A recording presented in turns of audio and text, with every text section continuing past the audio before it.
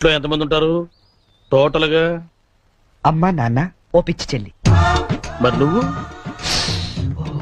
Sorry sir. Government ఇది కుదరదు. బాబు పేరేంటి? రామారావు గారండి. గారు. ఏం చేస్తుంటారు గారు? స్మగ్లింగ్. రాయమాట స్మగ్లింగ్ అని రాస్తున్నా. సరే రైట్. అలా రాయకండి, రాయకూడదు కదా. పోనీ అసిస్టెంట్ స్టేషన్ మాస్టర్ రాసుకోండి. రాసుకోండి. సారీ సార్, గల్తీ ఓకే, మాఫ్ कीजिए. మదర్ ఏం చేస్తుంటారు? ఆవిడ కూడా స్మగ్లింగ్ చేస్తుందా? చిచ్చి, ఆడవాళ్ళు కదండి, అలాంటివే లేవా? చెప్పు రాసుకుంటా, గవర్నమెంట్ పిచ్చింది కదా. లేడీస్ ఎందుకు చేస్తారులేండి. పిచ్చి జైలు వచ్చింది. హౌస్ వైఫ్ అన్నమాట.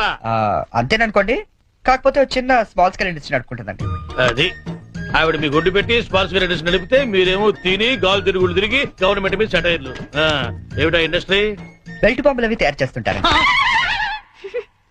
మీ పెన్ సార్, రాసుకోండి. మరి తమరు ఏం చేస్తుంటారు నాయన? నేనే ఉందండి, విమానాలు అవి హైజాక్ చేస్తుంటాను. అమ్మా పిచ్చి చెల్లి, పిచ్చి చెల్లి అన్న విమానాల హైజాకింగ్, తండ్రి ఏమో స్మగ్లింగ్.